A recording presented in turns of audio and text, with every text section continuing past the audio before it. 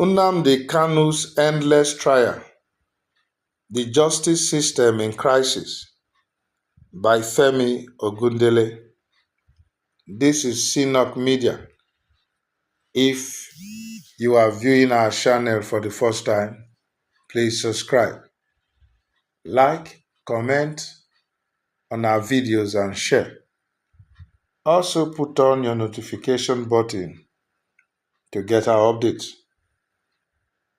The ongoing trial of Nnamdi Kanu, leader of the indigenous people of Biafra IPOB, has become a symbol of Nigeria's broken justice system and its inability to handle political dissent fairly.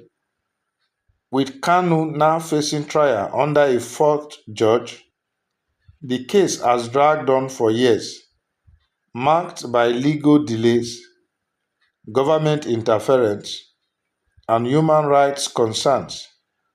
The Nigerian government's handling of this case raises serious questions about due process, political persecution, and the country's commitment to justice. From the outset, the trial of Nnamdi Kanu has been highly controversial. Arrested in 2015 on charges of treasonable felony, he was granted bail in 2017 but fled Nigeria after a military raid on his home. His rearrest in 2021, following an extraordinary rendition from Kenya, was a blatant violation of international law. The Nigerian government has insisted on keeping him in detention despite multiple court rulings ordering his release. If the government cannot respect its own judiciary decisions, how can citizens trust the system? One of the biggest problems with Kanu's trial is the constant changes in judges, which suggest political interference. A fourth judge taking over the case means that every ruling and argument made under previous judges must now be re-examined. This is nothing more than a delay tactic. The government seems intent on keeping Kanu locked up indefinitely, rather than giving him a fair and speedy trial. This pattern of legal manipulation is dangerous for Nigeria's democracy. The way the government has handled this trial also exposes a selective approach to justice. Bandits and terrorists in the north have been granted amnesty and reintegrated into society. Yet Kanu, whose movement is political in nature, remains in detention. While IPOB has been accused of violent activities, its leader has repeatedly called for a referendum, a democratic process. If Nigeria truly values democracy, why is it afraid of allowing the people to decide their fate?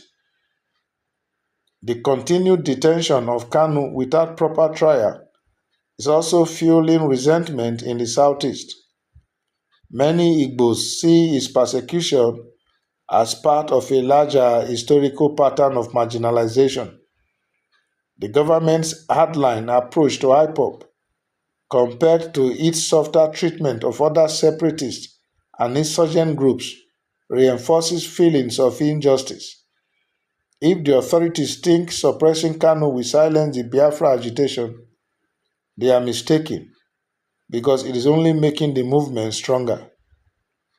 Beyond Kanu's individual case, this trial has exposed deeper flaws in Nigeria's judicial system. When the executive branch ignores court rulings and manipulates legal proceedings, it sets a dangerous precedent. If this can happen to a high-profile figure like Kanu, what hope is there for ordinary Nigerians seeking justice?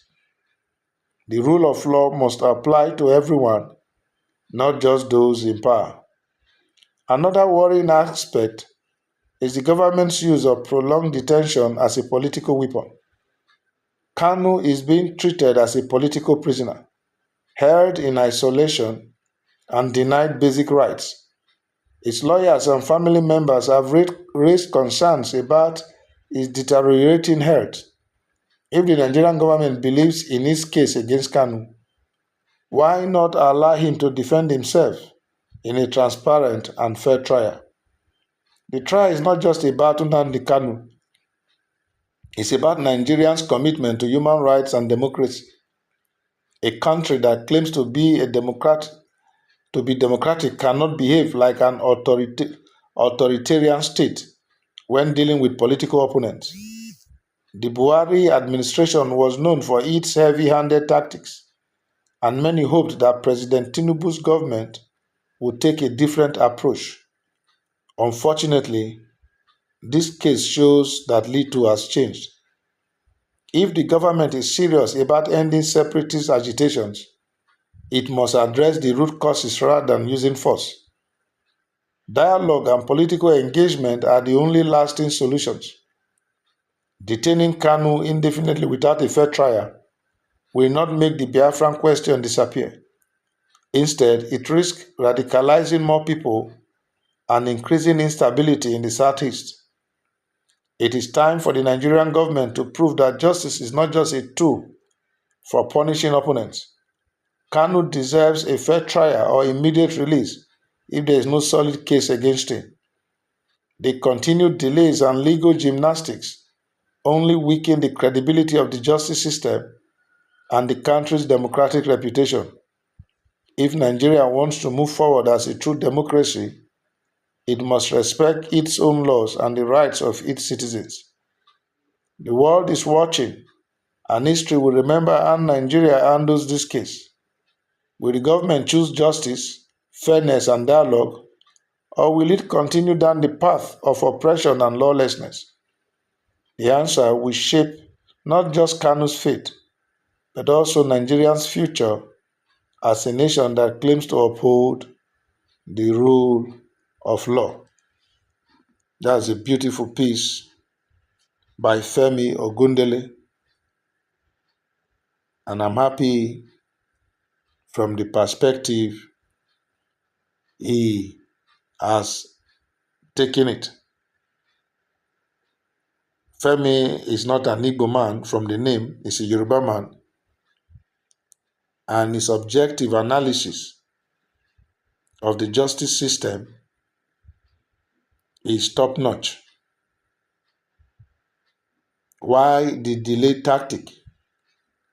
If the government has nothing on Kanu, why not let him go? And if they have something on him, why not prove it? If they have released deadlier insurgents, why can't they also find a political solution to Kanu's case? Why the double standard of meting at justice in quote to different ethnic groups in the country? I think the government should rethink its position on the Kanu's matter. It is gratifying to note that during the last sitting, Kanu apologized for his outburst through his lawyer, Agabi, at their previous sitting. And the court too apologized to Kanu that they know the delay in his trial has affected him and that the trial will be expeditious. But it's not just about the trial. It's about the Kanu conundrum. Can't the government release Kanu to bring about the desired peace in the southeast region?